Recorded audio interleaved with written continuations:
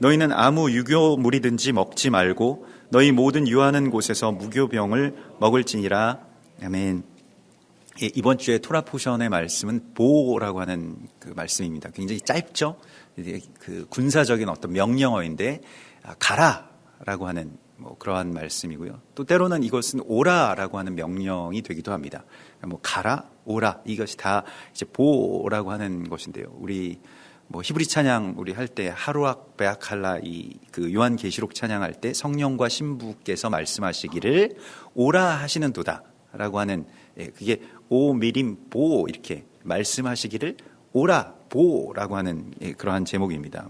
그래서 모세에게 그 바로 왕에게 가서 너희는 바로 왕에게 가라. 그래서 가서 거기에서 말하라. 그러니까 그 대적의 어떤 핵을 향해서 나아가는 것이고요. 완전히 그 뭐라고 할까요?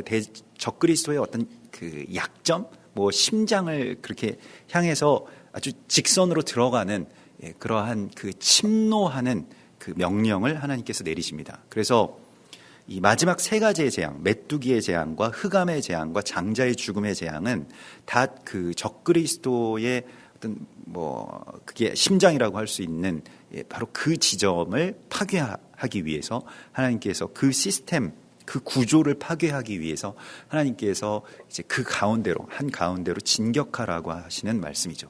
사실은 뭐 바로 왕과 또 그 이 모든 군대는 굉장히 많은 어떤 그러한 뭐 권력과 힘과 숫자를 갖고 있습니다만은 모세는 혼자죠. 뭐 함께 있다고 하지만 그건 뭐 아론과 함께 이제 두 명이서 그리로 향해서 적진을 향해서 달려가라라고 말씀을 하시고 있습니다. 그래서 이 간다라고 하는 것이 특별히 그 애굽을 향해서 나아간다라고 하는 이 개념이 우리가 하나님의 나라를 다시 되찾고 또 하나님의 나라의 어떤 그 구원의 역사에 있어서 이게 막 이 매번 뭘 할 때마다 이렇게 힘겹고 뭐 어렵고 이렇게 방어적이 되는 것이 아니고 그 공격하면서 들어가는 굉장히 공세적으로 나아가라고 하는 그런 하나님의 말씀을 그 우리 가운데 주십니다. 그래서 오늘도 이 11장 4절에서도 내가 애굽 가운데로 들어가리니 이번에는 하나님께서 들어가시겠다라고 말씀을 하시거든요. 이 가운데로 들어간다라고 하는 것이 이제 타베크라고 해서 2등분을 딱 해서 그 가운데 완전히 그 지점으로 들어가겠다라고 하는 것인데 애굽의 가운데로 들어가시겠다는 겁니다. 애굽은 미츠라임이라고 하죠. 이 미츠라임이라고 하는 것은 마조르에서 나온 것인데요. 그게 제한하다라고 하는 뜻입니다. 나를 둘러싸다, 제한하다 이런 겁니다. 우리의 어떤 한계 또 우리가 이렇게 그 노예로서 살아갈 수밖에 없는 어떤 그런 처지, 상황 이런 모든 것들이 사실 미츠라임이라고 하는 그 애굽의 본질입니다. 그러니까 그냥 이 세상 가운데 우리가 살아가게 되면 무엇인가 굉장히 구속당하게 되죠. 자유가 없고요. 왜 그렇게 살아야 되는지에 대해서 별로 이렇게 크게 고민할 것 없이 그냥 태어나자마자 그렇게 그 노예가 태어나자마자 노예의 자식이 노예로 태어난 것처럼 우리도 그렇게 계속 살아왔다는 겁니다. 그러면서도 더 어떻게 보면 세상이 교활한 것은 우리가 그렇게 노예된 줄도 모르는 채로 그냥 원래 이렇게 살아야 되는 거구나라고 생각하면서 살게끔 만드는 바로 그 미츠라임의 한 그 핵을 향해서 나아가는 것이죠. 그래서 처음에 메뚜기의 재앙에서는 어린 아이들을 데리고 가지 말라라고 하는 이 적그리스도의 말하자면 자기 실토가 나오게 돼요. 만일 그러니까 출애굽기 10장 10절에서 적그리스도를 상징하는 바로가 만일 너희 아이들을 데리고 가면 이것은 라와 대적하는 것이다. 이것은 나쁜 것이다. 이렇게 번역이 되었습니다만은 그것은 이 태양신 라와 그러니까 라를 나쁜 것이라고 쓰기도 하고 뭐 에빌로 쓰기도 하는데 그게 이제 다 나중에 이제 후대에 가서 변질된 그런 이 단어의 사용이고요. 라라고 하는 것은 태양신이죠. 그러니까 태양신과 대적하는 것이 된다라고 해서 그것은 내가 허락할 수 없다라고 그렇게 말을 하죠. 그래서 어린 아이들을 데려가지 말고 어른들만 가라. 그리고 그 다음에 흑암의 재앙 가운데서는 사실 같은 이야기인데 아이들은 데리고 가도 되는데 그러면 이번에는 소와 양은 두고 가라. 그러니까 이 피 흘림의 제사, 십자가를 부정하는 뭐 예배는 드려도 되는데 또 어린 아이들과 그렇게 같이 하더라도 그 십자가, 이 피 흘림, 그 산제물 되는 제사를 금지하는 것입니다. 우리가 산제물 된다라고 하면 늘 우리가 죽어야 되는, 내 걸 막 포기하고 죽어야 되는 건 줄만을 생각하고 이게 부담스럽게 느껴지곤 하는데요. 사실은 우리가 산제물 된다라고 하는 것은 사는 이야기입니다. 불필요한 것들이 내 안에서 제거되고 정말로 생명의 것으로 내가 살아나는 이야기가 산제물 되는 것이지, 내가 뭘 다 그냥 포기해야 되고 뭐 다 내가 자아가 죽어야 되고 이러한 이 부담감으로 이 이야기들이 다가와서는 안 되는 것이죠. 생명의 이야기이기 때문에요. 사실은 이게 그 애굽의 노예되는 어떤 그런 그 노예 근성들이 끊어지고 바로 왕의 완악한 마음들이 죽어지는 것이지, 실제로는 새로운 생명이, 그리스도 예수와의 생명이 내 안에 들어오는 것이 오늘 이 말씀하고 있는 그 유월절 제사의 핵심이고요. 이게 소와 양이 없으면 유월절을 지킬 수가 없고, 또 광야의 성막에서 하나님께 이 피의 제사를, 피 흘림의 제사를 드릴 수가 없기 때문에 피 흘림이 없이는 죄사함도 없는 것이고요, 예배도 있을 수가 없는 것입니다. 그냥 거기에는 어떤 문화가 있을 수는 있겠지만 예배라고 하는 것은 본질적으로 그 어린 아이들과 우리의 자녀들과 함께 하나님을 이 그리스도 예수와의 피로 말미암아서 살고 또 새로운 생명을 그렇게 받게 되는 그러한 그 이야기이기 때문에 그렇죠. 그래서 고린도후서 4장 8절에 보면 우리가 사방으로 우겨쌈을 당하여도, 이게 이제 미츠라임이죠. 우리가 우겨쌈을 당하고 있습니다. 다 모든 것들이 다 우리를 제한하죠. 건강도 문제가 되고요.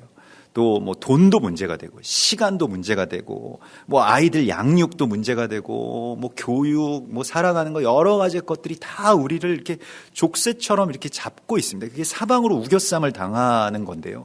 사실 어떻게든 그 안에서 우리가 좀 잘 살아보려고 그 미츠라임 안에서요, 그 우겨쌈 안에서 그래도 어떻게든 잘 사는 것을 잘 사는 것처럼 이렇게 포장되고 거기서 맛있는 거 먹으면 좋아 보이고 행복해 보이고 이러한 어떤 모습으로 그렇게 우리 스스로를 이렇게 기만되게 되는데, 그런데 우리는 그렇게 우겨싸임을, 미츠라임에 있어도 우겨싸임을 당하지 아니하며, 이게 고린도후서 4장 8절의 말씀입니다.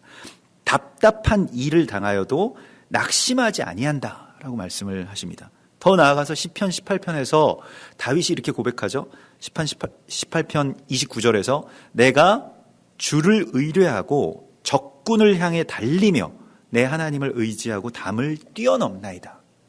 적진을 향해서 달려간다. 적들이 포위하고 있는데 그리를 향해서 달려간다는 거예요. 다윗이 실제로 그랬죠. 그래서 사무엘상 17장에 보면 그 골리앗과의 대결 가운데서 여호와의 구원하심이 칼과 창에 있지 아니함을 이 무리에게 알리게 하리라. 대적이 블레셋이 다 진치고 있고 아무도 거기 나가지 못하고 왕도 차마 거기에 가지 못하고 있는 그런 상황 가운데서 전쟁은 여호와께 속한 것인즉 그가 너희를 우리 손에 넘기시리라. 블레셋 사람이 일어나 다윗에게로 마주 가까이 올 때 다윗이 어떻게 합니까? 블레셋 사람을 향해서, 그 골리앗 거인을 향해서 빨리 달리며 이렇게 되어 있습니다.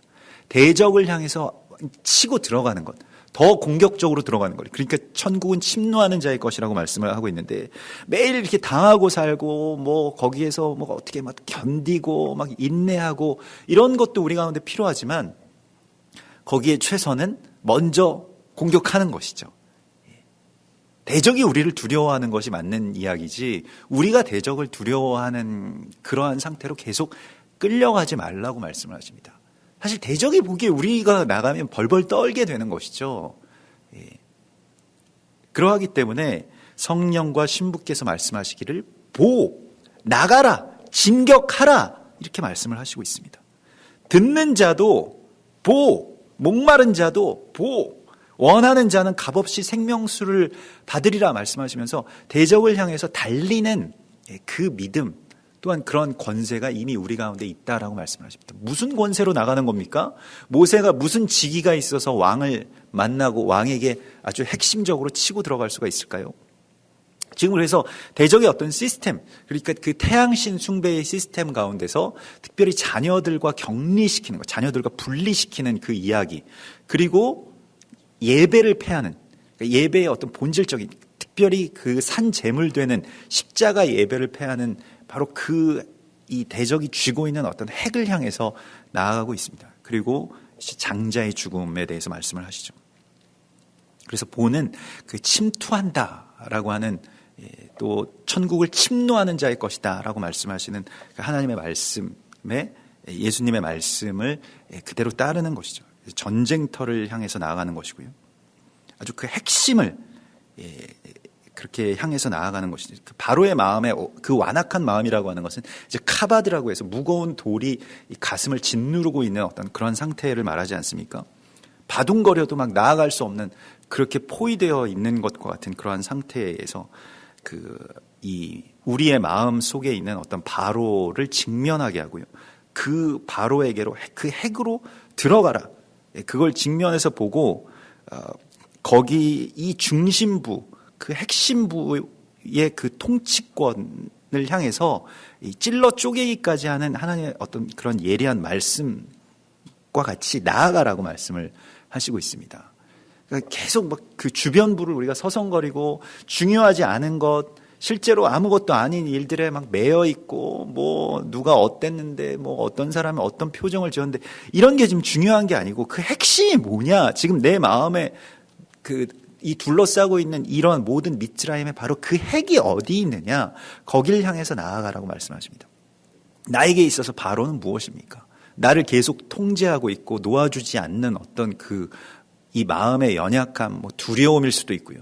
어떤 상황일 수도 있고요. 때로는 무책임한 책임감이라고 이렇게 생각이 되는데, 그냥 내가 다 책임져야 된다라고 하는 어떤 그런, 책임질 수 없는데 그게, 그래서 내가 다 책임져야 된다라고 하는 어떤 그런 하나님을 신뢰하지 못하는 데서 나오는 그러한 것일 수도 있겠죠. 그게 다 내 안에 있는 바로를 향해서 나아가라고 말씀을 하시고 있습니다. 그게 바로가 어디 다른 데 있는 것이 아니고요. 먼저는 내 안에 있죠. 물론 그게 어떤 적그리스도의 시스템으로 그 외부의 실제적인 어떤 그러한 형상들이 있을 수 있겠습니다만, 그것은 또한 다 우리 마음 가운데 있는 것에 어떤 그러한 것으로 만들어지게 되는 것입니다. 그래서 이 중심부, 나를 둘러싸고 있는 어떤 그런 모든 결박에 바로 그 중심에 뭐가 있냐 라고 하는 것에 대해서 계속 성경은 우리 가운데에 말씀하고 있습니다. 뭐가 있을까요, 과연? 우리가 산다라고 하는 것에 있어서의 그 핵이 어디에 있을까요? 성경 여러 가지 이 말씀을 하고 있는데요. 그러니까 우리가 누구를 믿느냐, 무엇을 신뢰하느냐에 대한 이야기인데, 대부분의 경우에는 이게 이 마음의 어떤 그 블랙홀과 같은 그런 그 중심에는 뭐 비어 있는 어떤 그런 공허감이 있고요. 또 그게 이제 뭐 다른 표현으로는 욕망이라고도 할 수가 있겠죠.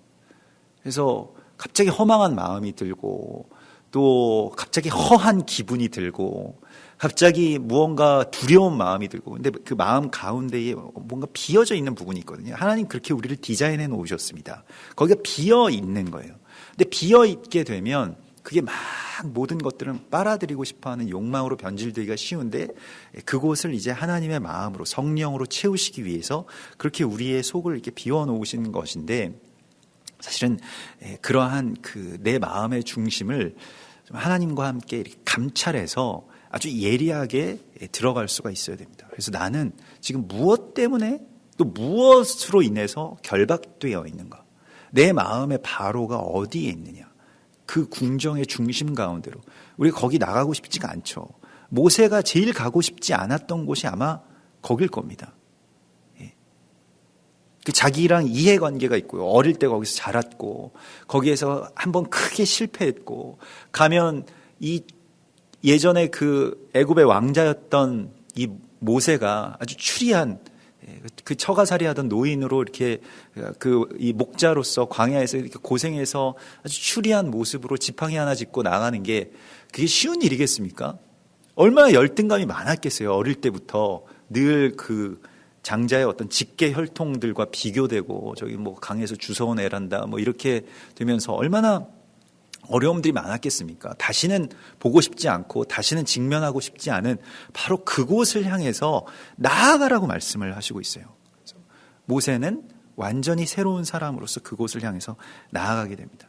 또 오늘 하나님께서는 밤중에 내가 애굽 가운데로 들어갈 것이다 라고 말씀을 하시면서 그 핵을 칠 것이다 라고 하시죠.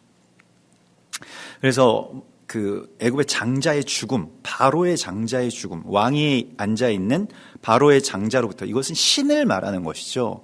그러니까 그 태양신 라의 아들이니까요. 바로의 아들은 또한 태양신의 아들이 됩니다. 그래서 살아있는 신이기 때문에 그 신을 이제 하나님께서 치시겠다라고 하는 것입니다. 그리고 모든 장자를 다 죽이겠다라고 말씀을 하십니다.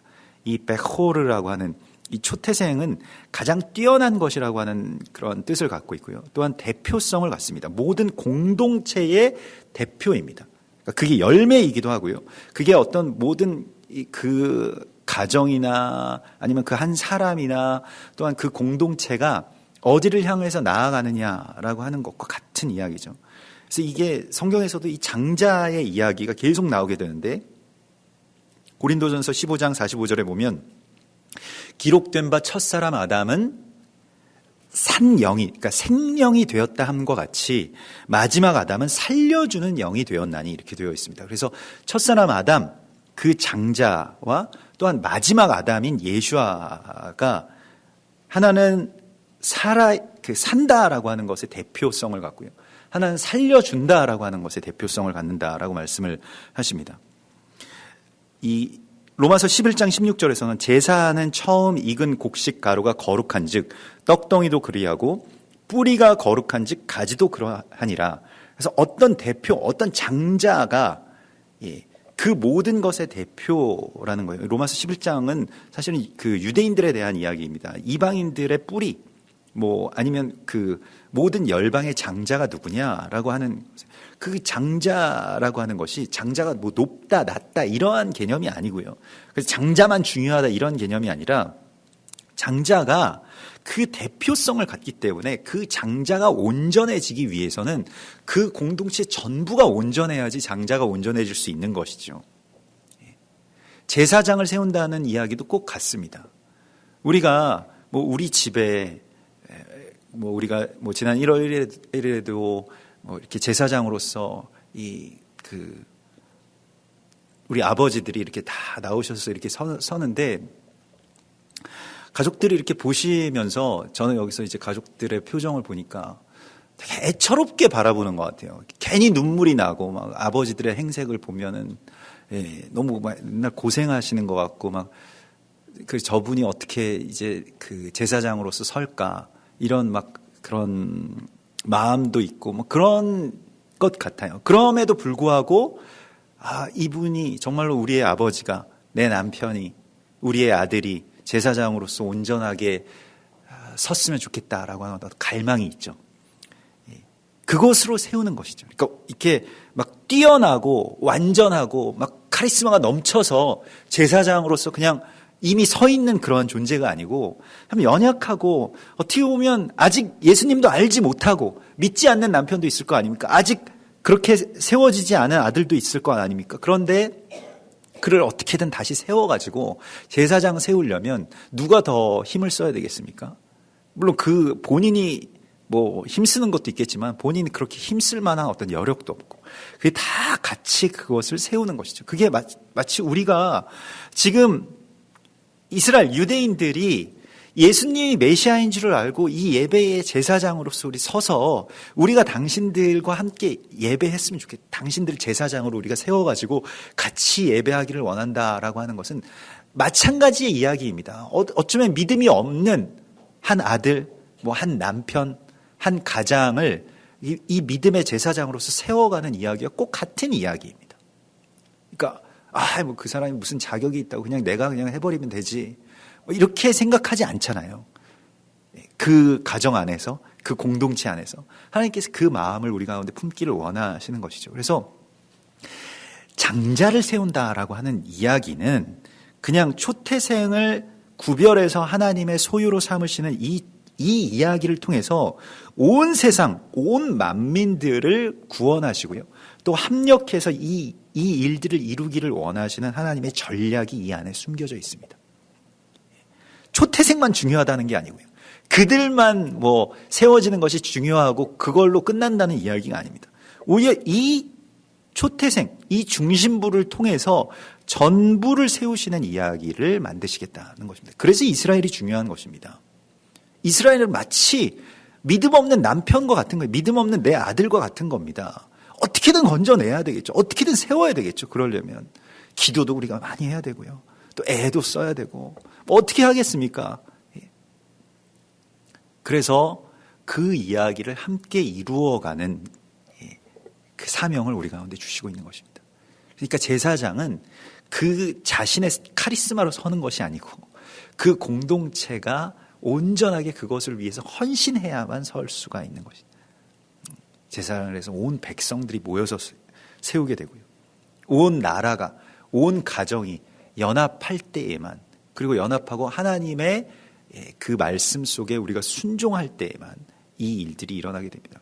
근데 그게 뭐가 필요가 하냐 이렇게 생각되고 그냥 내가 그냥 다 해버리겠다. 내가 머리가 되고 내가 다 그냥 그 일들을 하겠다라고 하는 그 생각으로 모든 것들이 이제 뒤죽박죽 되면 하나님의 어떤 질서들이 무너지게 되고 그렇게 되면 전부가 다 파괴되는 것이죠. 이게 오늘날의 어떤 그 이야기고 교회가 지금까지 하려고 했던 그 일들도 바로 그것이죠. 그래서 유대인들이 제사장이다, 이스라엘이 제사장이 코헨이 있다라고 하는 것에 대해서 굉장히 우리 안에 반감이 있습니다. 그 혈통이 뭐가 그렇게 중요하냐라고 하는 것에서부터요. 성경이 우리에게 그렇게 말씀을 하고 있고요. 이스라엘 제사장 나라로 삼으셨다라고 하나님 말씀하셨으면 거기에 대해서 우리가 그냥 순종하고 내가 선택할 수 있는 이야기가 아니잖아요. 하나님께서 그렇게 세우신 이야기고 또 그것에 대해서 우리가 순복하고 사랑하고 또 그것을 함께 이루어 가려고 하는 것이 온전한 이 공동체, 온전한 몸의 회복이라고 하는 것을 성경이 우리 가운데에 이 장자의 이야기를 통해서 말씀하시고 있습니다. 그래서 애굽 온 땅에 전무후무한 큰 부르짖음이 있으리라 이런 말씀을 주시는데요. 실은 이번 주에 이 토라 포션의 보라고 하는 말씀에서 가라라고 말씀하실 때 그 이유에 대해서 말씀을 하셨는데 10장 2절에 보면 10장 1절에 보면 내가 그의 마음, 그러니까 너는 바로에게로 들어가라. 내가 그의 마음과 그의 신하들의 마음을 완강하게 함은 나의 표징을 그들 중에 보이기 위함이다. 그리고 내가 애굽에서 행한 일들, 곧 내가 그들 가운데서 행한 표징을 내 아들과 내 자손의 귀에 전하기 위함이라. 그러니까 두 가지 이유인데요. 가라라고 하시는 이 명령의 첫 번째는 애굽 사람들에게 이 일을 보이기 위함이고요. 두 번째는 우리가 우리의 자녀들과 연합하기 위함이라고 말씀을 하고 있습니다. 이 두 가지가 우리가 가야 되는 어떤 그런 핵입니다. 근데 애굽 사람들한테 뭘 말씀을 하실까요? 우리는 생각할 때 이제 이 출애굽의 역사라고 하는 것은 이스라엘만 건져내는 역사라고 이렇게 생각을 합니다만은 좀 다른 한 가지의 이야기가 숨겨져 있습니다. 그 출애굽을 할 때 많은 애굽 사람들도 애굽에서 빠져나옵니다. 그래서 거기에서 수많은 잡족이라고 표현이 되어 있는데요. 유대인들이 아닌 이스라엘이 아닌 수많은 애굽인들이 콜 이스라엘이 돼서 온 이스라엘이 돼서 빠져나오는 이야기가 또한 출애굽의 이야기에 가려진 이야기입니다. 그래서 이것은 한 민족만 건져내시는 것이 아니고요. 그 민족뿐만이 아니라 수많은 그 미ツ라임 속에서 살아가고 있는 열방을 구원하시는 이야기가 그 안에 포함되어 있습니다. 이게 동전의 양면과 같은 거예요. 그러니까 이스라엘을 구원해야 거기에 또 온 이 수많은 민족들이 같이 나오게 되는 것입니다. 같이 연결되어 있기 때문에요. 그래서 그 이사야서 19장에 보면요. 애굽에 대한 예언이 나오는데 이사야서 19장 19절에 보면 그날에 애굽 땅 중앙에는 이게 하나님께서 들어가시겠다라고 하신 바로 그 중앙을 말하는 것입니다. 그 중앙에는 여호와를 위하여 제단이 있겠고 그 변경에는 여호와를 위하여 기둥이 있을 것이요 이것이 애굽 땅에서 만군의 여호와를 위하여 징조와 증거가 되리니 이는 그들이 그 압박하는 자들로 말미암아 여호와께 부르짖겠고 여호와께서는 그들에게 한 구원자 보호자를 보내사 그들을 건지실 것임이라. 여호와께서 자기를 애굽에 알게 하시리니 그날에 애굽이 여호와를 알고 제물과 예물을 그에게 드리고 경배할 것이요 여호와께 서원하고 그대로 행하리라. 이는 만군의 여호와께서 복주시며 이르시되 내 백성 애굽이여 내 손으로 지은 앗수르여 나의 기업 이스라엘이여 복이 있을지어다 하실 것임이라. 이런 말씀을 주십니다. 애굽 땅에 있는 그 재앙 속에서 애굽 사람들이 나의 백성이 된다라고 말씀을 하시고 있는 거예요. 굉장히 중요한 이야기입니다. 이 출애굽의 역사에 있어서 유대인들만 이스라엘 민족만 구원받은 것이 아니고 애굽 사람들에게 이 일을 알리게 하고 애굽을 구원할 하나님의 위대한 계획이 지금 실현되고 있다는 겁니다. 그래서 실제로 어떻게 됩니까? 애굽 사람들에게 은금 패물을 구하라. 애굽 사람들이 유대인들에게 은금 패물을 줘요. 두려워서 그냥 겁나가지고 그렇게 뭐 주는 경우도 있겠지만 우리가 은금 패물을 준다라고 하는 것은 헌금을 드린다는 겁니다. 마치 초대교회의 성도들이 사도들의 발 앞에 자신들의 귀한 것을 다 내었던 것과 같죠. 아브라함이 멜기세덱에게 자신의 11조를 내어드린 것과 같죠. 애굽에서도 일종의 어떤 예배가 일어났다는 겁니다. 애굽 사람들에게. 그 은금 패물을 준 사람들은 어떤 사람들이었을까요? 그 안에서 예배의 본질, 핵심을 그 사람을 믿겠다는 게 아니고요. 이스라엘 사람들을 믿겠다는 게 아니라 제사장이 또한 하나님께 드리는 어떤 그 중재자가 되기 때문에요. 그것을 그 혼란한 상황 가운데서 알게 되는 지혜가 애굽 사람들에게도 열리게 되는 것입니다. 이것은 아주 굉장히 중요한 하나님의 전략입니다. 그래서 이스라엘이 구원받는다, 이스라엘이 회복된다라고 하는 것은 열방의 회복과 완전히 연결되어 있는 것입니다. 그냥 뭐 이게 멀리 이렇게 영향을 주고받는다라고 하는 것이 아니라 아주 직접적인 연결이 되어 있습니다. 그래서 이스라엘의 상태가 굉장히 중요한 거예요. 우리가 이스라엘의 상태, 유대인들의 상태를 잘 살피고 유대인들이 지금 어떤 모양이냐, 제사장이 지금 어떻게 되고 있느냐가 뭐 그 가정도 마찬가지고요. 또한 그 교회도 마찬가지고요. 또 나라도 마찬가지고요. 너무너무 중요한 이야기이고 이게 공동체의 상태를 그대로 반영하게 됩니다. 그래서 하나님께서 여기에 대한 이 부르짖음을 애굽 땅에 주시겠다라고 말씀을 하십니다. 그런데 7절에 보면 그러나 이스라엘 자손에게는 사람에게나 짐승에게나 개 한 마리도 그 혀를 움직이지 아니하리라. 여호와께서 애굽 사람과 이스라엘 사이를 구별하는 그 기준이 무엇입니까? 이스라엘 사람들은 그 혀를 움직이지 않게 된다라고 말씀을 하십니다. 혀를 움직이지 않는다라고 하는 것은 이제 그 혀라고 하는 것이 라숀이라고 해서 이 뱀이 낼름거리는 그 동사입니다. 원래 이렇게 낼름낼름거리다라고 하는 것이고요. 거기에서 나온 말이 이 혀라고 하는 이 라숀인데 원래 라샨이라고 하는 동사에서 나온 말입니다. 근데 이게 악담하다, 뭐 불평하다, 수다 떨다 이게 다 여기에 나오는 것인데요.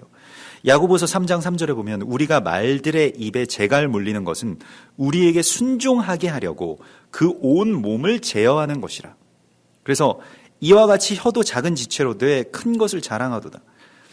혀는 늘 능히 길들일 사람이 없나니 쉬지 아니하는 악이요 죽이는 독이 가득한 것이라. 그래서 혀를 제어할 수 있는 사람은 온 몸을 제어하는 자다라고 하는 것이 이제 이 야고보서 3장에 나오는 지혜죠.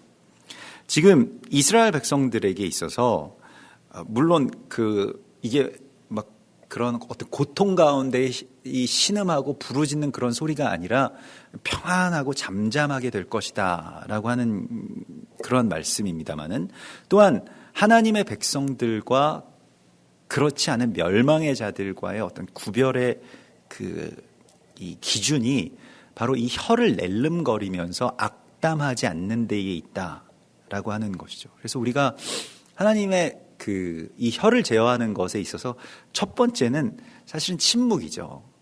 하나님의 말씀이 내 안에 이제 그 다음에 들어오시게 되는 것이고요. 그래서 혀를 제어한다라고 했을 때 우리가 뭐 그 영적인 어떤 훈련을 할 때에도 사실은 그 침묵도 굉장히 중요합니다. 내가 잠잠하고 또 하나님 안에서 하나님이 나에게 하라고 하시는 말씀만을 할 수 있는 어떤 그런 상태로 내가 입을 이렇게 혀를 낼름낼름 거리는 것을 그 제어하는 것, 또 절제하는 것, 이것이 하나님의 백성의 어떤 그 기준이 된다라고 하는 것을 우리가 이 속에서 보게 됩니다. 그래서 내가 애굽 땅에서 나의 기적을 그 더하리라. 바로는 너의 말을 듣지 아니하리라라고 말씀하시고, 바로라고 하는 그 이름의 뜻도 원래 뭐 바로라고 하는 것은 그 집의 주인, 이 파라오라고 하는 것은 그 집을 주관하는 자라고 하는 그런 뜻입니다. 그러니까 바알과 같은 어떤 그런 개념이고요. 이 태양신들이 다 이런 시스템으로 이렇게 그 모든 것을 이제 통제한다라고 하는 의미를 갖고 있습니다만은, 히브리어로 이걸 또 풀어보면 이제 이 페라 이거에서 나온 그 히브리어 알파벳으로 이렇게 보면 입이 악하다라고 하는 그런 뜻입니다. 그래서 그 입이 악한 자를 이제 바로라고 하는 것이고요. 바로의 마음은 계속해서 완악함 가운데 묶여 있죠. 그리고 이제 출애굽기 12장에서 하나님께서 유월절의 규례를 주십니다. 그래서 이 유월절이라고 하는 것은 첫 번째로는 그 12장 2절에 보면 이 달을 너희에게 달의 시작, 그러니까 이 아비월이죠. 달의 시작, 곧 해의 첫 달이 되게 하라. 이게 지금 이 태양신이 주관하고 있는 이 시간의 어떤 그 주권을 되찾아내는 것이 또한 유월절의 이야기입니다. 하나님의 시간 가운데로 들어가는 것이죠. 시간의 장자를 구별해서 세우는 이야기입니다. 달의 시작, 해의 시작을, 그래서 이 시간이 바뀐다는 것은 왕이 바뀐다는 것을 의미합니다. 우리가 지금 그레고리력 가운데 살고 있습니다만은, 북한은 그레고리력이 아니라 주체력에 살고 있죠. 또 일본은 또 뭐 그 천황의 어떤 그런 그 왕의 연호를 따서 뭐 지금 헤이세이 시대인데 얼마 있으면 이제 또 다른 어떤 연호가 정해지고 그런 시대가 시작될 겁니다. 이게 머리가 교체되는 그 이야기이고요. 특별히 머리가 교체될 때 시간의 주권자가 누구냐라고 하는 것과 이제 연결이 됩니다. 그래서 이제 그 어떤 새 날이 시작될 것이다 라고 하는 것에 대해서 새로운 시간으로 우리가 들어간다라고 하는 것을 선포하라고 말씀하시고요. 우리가 하나님의 시간의 주권 가운데로 들어가기를 힘쓰는 것이 안식일을 지키는 것이고요. 절기 가운데로 들어가는 것입니다. 거기에 대해서 우리가 늘 갈망하는 마음이 있어야 되고요. 또 어떻게든 이것을 이 시간에 대해서 순복하려고 하는 그러한 이 하나님의 백성이 되어야 될 것입니다. 그래서 또한 그 다음에 너희는 이스라엘 온 회중에게 말하여 이르라. 이달 열흘에 이 양을 정하는 날이 있는데요. 이게 그 예수님의 이야기 가운데서는 그 성전으로 들어오셔서요. 그 마지막 고난 주간에 그 월요일의 이야기가 되는데 무화과 나무를 저주하시고 또 성전을 깨끗하게 하시는 그러한 이야기죠. 그래서 성전을 깨끗하게 하실 때에 사람들이 6월절에 그 죽이기로 결정하죠. 양을 정하게 된다라고 하는 것입니다. 이번에 이 6월절에 잡을 양은 바로 저 양으로 하자라고 해서 그때 그 양이 양을 잡아가지고 며칠 동안 이제 이 4일 동안 그곳에 그 집으로 들여오게 됩니다. 그래서 너희 각자가 어린 양을 잡을지니 어떻게 잡습니까? 각 가족대로 식구를 위하여 어린 양을 취하라. 그래서 이게 사실은 이 6월절의 이야기는 가정의 공동체, 이렇게 이게 교회라고도 말을 할 수가 있겠죠. 우리로 치면 지금 가정교회를 말하는 건데, 이 가정이 한 어린 양의 단위 안에서 꼭 가정이 좀 숫자가 부족하면 이게 한 10명 정도, 10명에서 많으면 12명, 더 많으면 한 15명까지도 가능은 하겠죠. 그러니까 이 정도 되는 인원, 우리 지금 가정교회의 어떤 그런 모습이랑도 비슷한 그런 개념인데요. 그렇게 해서 한 양을 잡는 그러한 제단이 각 가정마다 세워지는 이야기입니다. 이게 그렇게 할 수도 있지 않겠어요? 그냥 다 같이 모여가지고 너희는 고센 땅에 어디 한 군데에 대규모 집회를 해라. 이게 더 말하자면 통제하기도 쉽고 이게 더 뭔가 그럴싸해 보이지 않겠어요? 근데 그렇게 하지 않고 가정별로 모이라고 했습니다. 그래서 가정별로 양을 잡는 이야기입니다.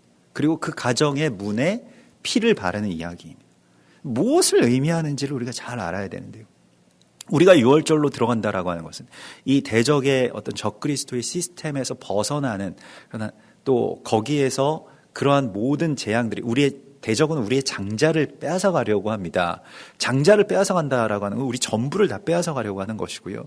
우리의 어떤 삶의 방향, 또 삶의 열매, 이러한 모든 것들이 그냥 대적에게 속하도록 하는 것입니다. 장자가 꼭 죽는다 안 죽는다 이런 문제가 아니라 그냥 세상에게 빼앗기게 될 수밖에 없는 이 세상 속에 우리가 다 포위당한 채로 살아가고 있는데 이거 어떻게 넘어가게 될 것이냐라고 하는 것에 대해서 이 가정이 하나의 교회, 하나의 재단을 세워서 하나님의 역사를 이루는 것, 특별히 장자 세우는 이야기, 특별히 제사장 세우는 이야기가 이 유월절의 이야기의 핵심입니다.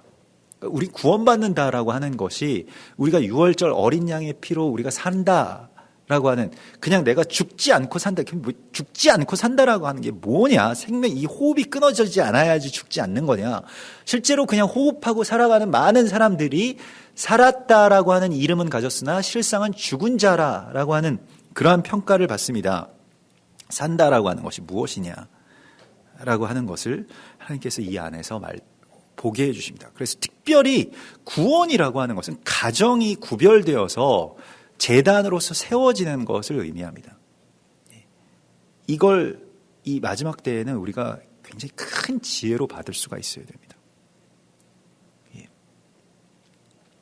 어디 양 잡아주는 업체에 가서 아니면 양 잡아주는 교회에 가서 거기에 그냥 참여하라 이렇게 말씀하시지 않았고요. 각 가정마다 그 양을 잡아서 그 일들을 하라. 그래서 아주 철저하게 이것은 한 가정 공동체, 또 그 가정 공동체와 같이 그렇게 서로 식구처럼 연결되어 있는 그 이웃들과의 그런 연합, 이것을 통해서 일어나는 일이지, 이게 전 국가적으로 이 일들이 공통적으로 일어나긴 합니다만은, 그러나 개별적인 이 한 가정마다의 제사장 세우는 이야기가 이 안에 포함되어 있습니다. 그리고 너희는 이렇게 먹을지니 허리에 띠를 띠고 발에 신을 신고 손에 지팡이를 잡고 급히 먹으라. 이것이 여호와의 유월절이니라. 그래서 급히 먹으라고 말씀을 하시고요.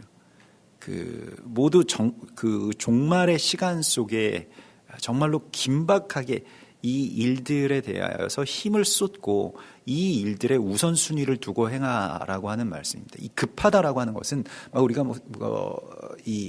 좀 안 좋은 개념도 있습니다만은, 이것은 다른 것들 다 제쳐두고 이것부터 하라고 말씀을 하시고 있는 것입니다. 그래서 또한 언제든지 주님께서 말씀하시는 데에 따라서 순종할 수 있는 상태를 만들라는 것이죠.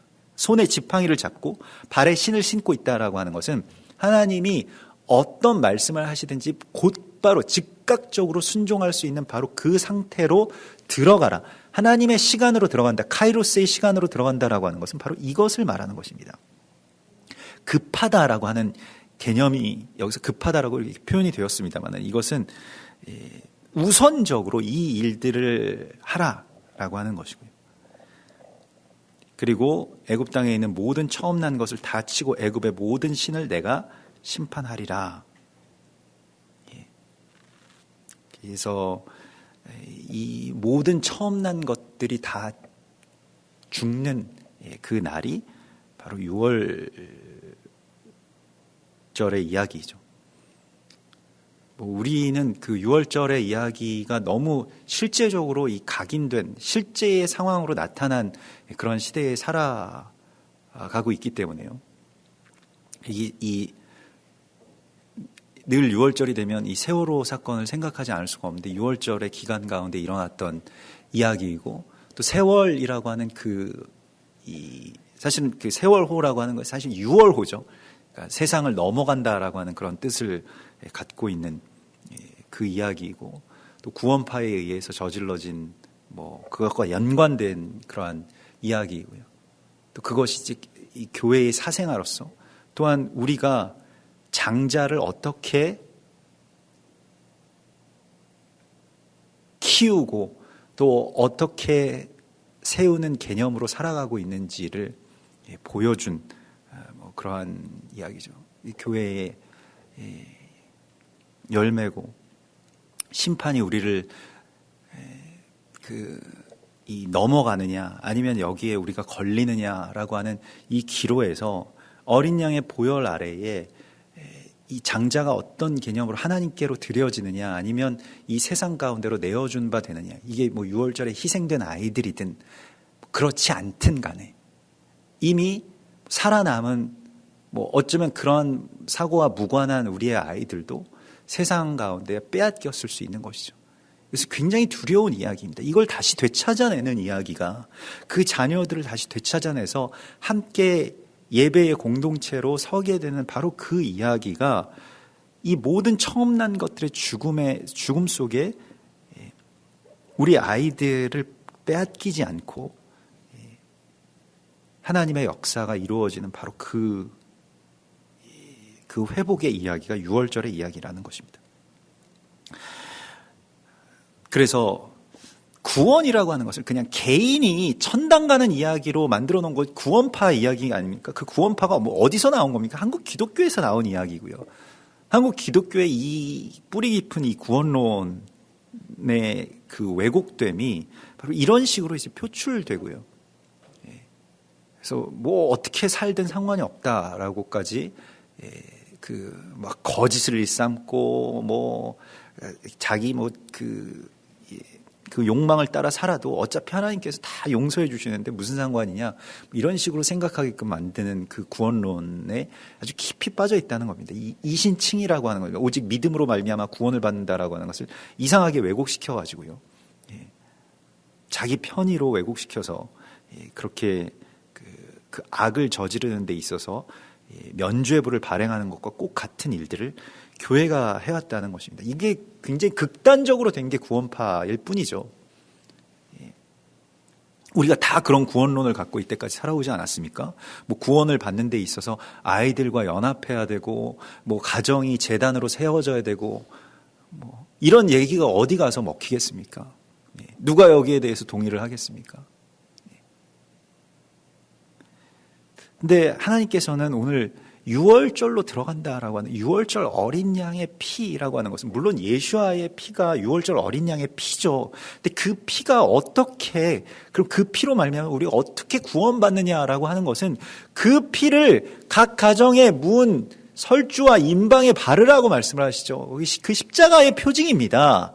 피로 말미암아서 그 집을 구별하고 거기서 자녀들과 함께 지금 예배하고 있느냐, 아니면 자녀들 어디에 밖에 나가가지고 이 세상에 내어준 바 되어서 그렇게 살아가고 있느냐라고 하는 것이죠.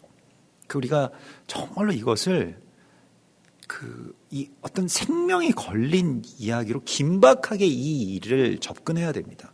그냥 그렇게 되면 좋겠다 정도의 이야기가 아니고요. 그래서 이 날을 기념하여 절기를 삼아 영원한 규례로 지키고, 또한 무교절이 그 6월절과 연결되어 있죠. 그래서 그 무교절이 연결되어 있는 이유는 오늘 12장 17절을 보면 너희는 무교절을 지키라. 우리가 무교절 지킨다라고 하는 것은 그 떡에서 이 떡뿐만이 아니라 이 집에서 누룩을 제거하는 것인데요. 누룩이라고 하는 것은 부풀리고 부드럽게 하는 것입니다. 또 때로는 달달하게 하는 것이고요. 그래서 발효시키고 부풀리고 뭐 이러한 것들인데,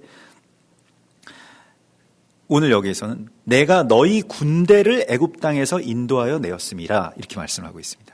그러니까 무교절의 본질은 우리가 자기 삶에 얽매이지 않고 그리스도 예수와의 좋은 군사로 부르심을 받았다라고 하는 것에 대해서 응답하는 것이 무교절입니다.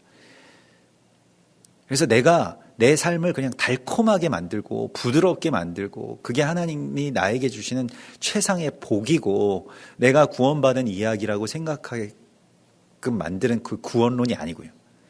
우리가 흔히 복받았다라고 얘기할 때 다 이 누룩에 대해서 많이 말할 겁니다. 그 복받은 거 아니라는 겁니다. 아니, 물론 뭐 그런 복을 주시기도 하죠. 하나님께서 그 자녀들이 잘 되는 것을 좋아하시고요. 기뻐하는 것을 좋아하시는데 본질적으로는 그리스도 예수와의 군사로 내가 너희를 군사로 불렀음이니라 이렇게 말씀하고 있습니다. 이게 중요한 것이지 애굽 땅에서 뭐 언제 한번 고기 먹고 뭐 어디 가서 뭐 쇼핑하고 뭐 내가 애굽 땅에서 노예지만 좀 돈 좀 버는 노예로 살았다라고 하는 것이 중요한 게 아니라는 겁니다. 이것과 싸울 수 있는 그리스도 예수와의 참된 군사로 일어나게 되는 것이 우리의 삶에서 누룩을 제거하는 이야기라고 말씀을 하고 있습니다. 사실 누룩을 제거하면요, 뻑뻑하죠. 그리고 건조하죠. 별로 이렇게 그럼 나는 무슨 낙으로 살란 말인가 계속 이런 생각이 들죠. 누룩이 없는 삶이라고 하는 것이 우리가 지금 그리스도 예수와의 좋은 병사로 산다라고 하는 것도 우리 누군들 군대에 다시 가고 싶은 사람이 어디 있겠습니까? 그런 식의 이야기이죠. 근데 하나님께서는 우리가 지금 하나님의 거룩한 군사로서 부르심을 받았고 지금 이 시기가 어떤 시기인지에 대해서 대적을 향해서 적진을 향해서 달려가야 되는 그러한 아주 하나님의 부르심의 시기라고 하는 것을 우리가 알아야 됩니다. 그래서 이게 집에서 누룩을 제거한다는 것은요, 굉장히 작은 것들을 제거하는 것을 말합니다. 이 누룩이라고 하는 것은 잘 보이지도 않고요. 그래서 그냥 누룩이 어디 있는지 보여서 치우기도 하지만 안 보여도 뭘 보면 알 수 있습니까? 어떤 현상들을 보면 알 수 있죠. 그러니까 어딘가 색이 바랬다. 벽지에 색이 바랬다. 그러면 벽지 다 뜯어내고 거기를 새로 합니다. 책이나 아니면 뭔가 하여튼 미심적인 것들, 뭔가 그러한 것들은 다 찾아내서 그걸 완전히 한 번 다 이 삶을 대청소한다고 할까요? 완전히 뒤집어 엎어가지고 새롭게 만드는 것이 이 무교절의 이야기입니다. 그러니까 6월절은 그 우선순위를 향해서 아주 급하게 하는 것과 연결이 되어 있고 자녀들과 연결이 되어 있다면 무교절은 자녀들과 같이 이제 그 어머니가 찾죠. 그래서 이 마을 한 귀퉁이에 그 블록마다 유대인은 그 마을의 어떤 블록마다 이거 다 갖다가 쌓아놓고 전체적으로 다 태웁니다. 그러면서 아이들과 같이 이렇게 태우면서 우리가 누룩을 제거하는 것이 얼마나 중요한 일인지에 대해서 이제 아버지와 또 아이들과 같이 이렇게 얘기하죠. 그리고 누룩 찾아내는 그런 게임도 하고요. 그래서 우리가 이러한 이 무교절을 주님께서 군대로서 인도해냈다라고 하시는 하나님의 그런 부르심 가운데에 자녀들과 함께 연합해서 나아가라고 말씀을 하시고 있습니다. 너희는 아무 유교물이든지 먹지 말고 너희 모든 유하는 곳에서 무교병을 먹을지니라. 이 누룩이라고 하는 것은 하메치라고 해서요, 알록달록하고 밝은 색을 내고 부드럽게 하다라고 하는 것입니다. 아주 종교적인 치장이죠.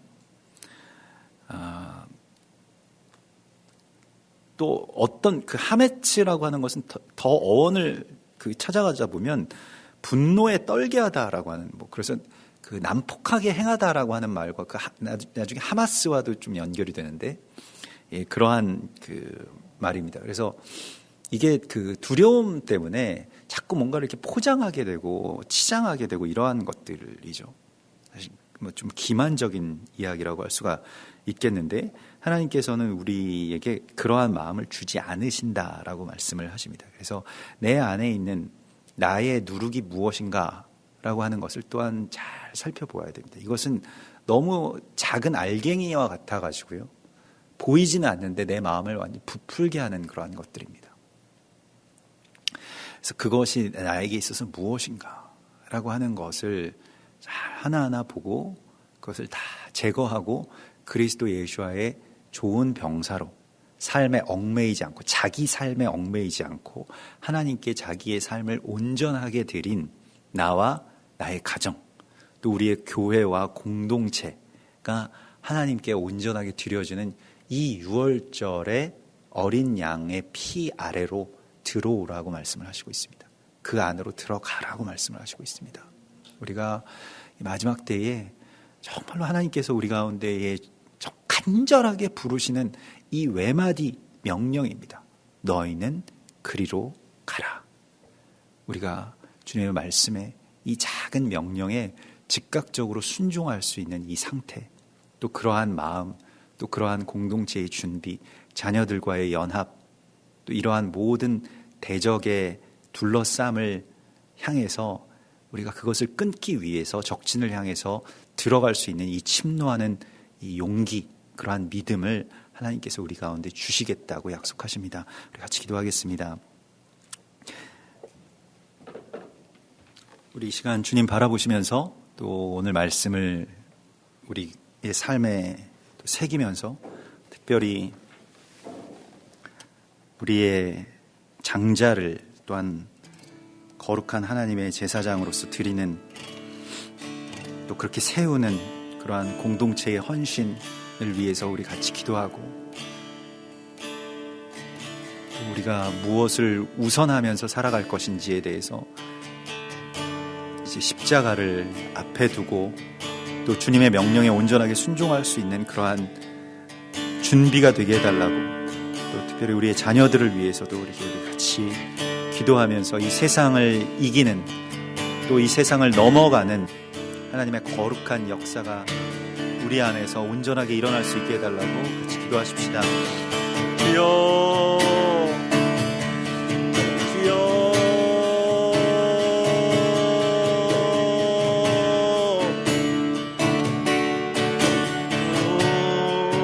우리를 불쌍히 여기시고, 주여, 이 세상이 우리를 사망으로 우겨싼다 할지라도 우리가 쌓임을 당하지 아니하고, 주여, 오히려 저 대적을 향해서 달릴 수 있는, 주여,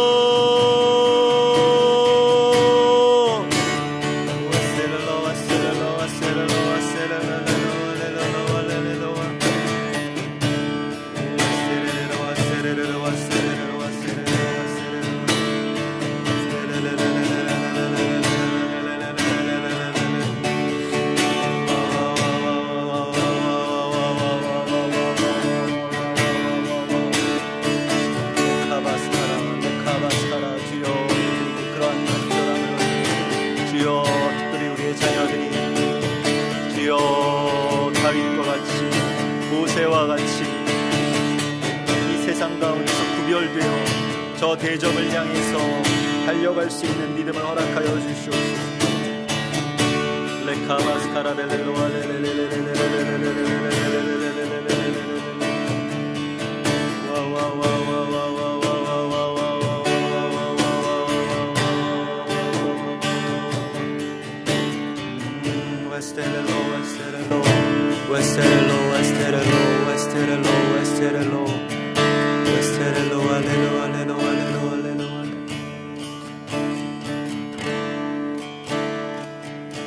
다시 한번 같이 기도할 때에 우리의 가정 교회들을 위해서, 여러분들 우리가 이루고 있는 그러한 이 가정의 재단이 이 마지막 때의 대적을 이기는 그러한 6월절의 표징이 됩니다. 이것이 온전하게 지켜질 수 있도록 주의 보혈을 선포하면서 우리의 가정을 주의 보혈 아래에 두시옵소서. 세상이 침노할 수 없는 그러한 담대함 가운데로 우리의 가정을, 또 우리의 재단을 구별하여 세워주시옵소서. 우리 다시 한번 소망하시면서 기도하시겠습니다. 주여, 주여,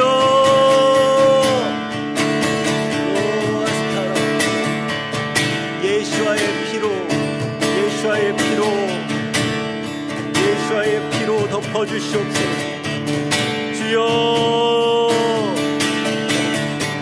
죽음의 사자가 이 세상에 우리의 장자를 내놓으라 할 때, 주여, 우리가 결코 빼앗기지 않는, 주여, 주여 그러한 거룩한 제단이 되게 하여 주시옵소서. 주여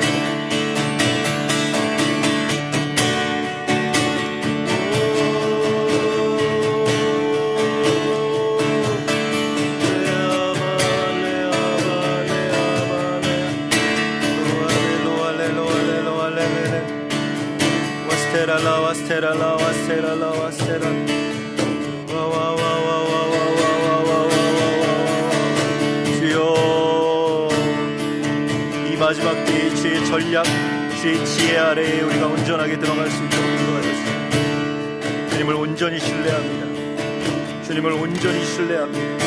주여 레카바스 카라발라코알레코알레코알레.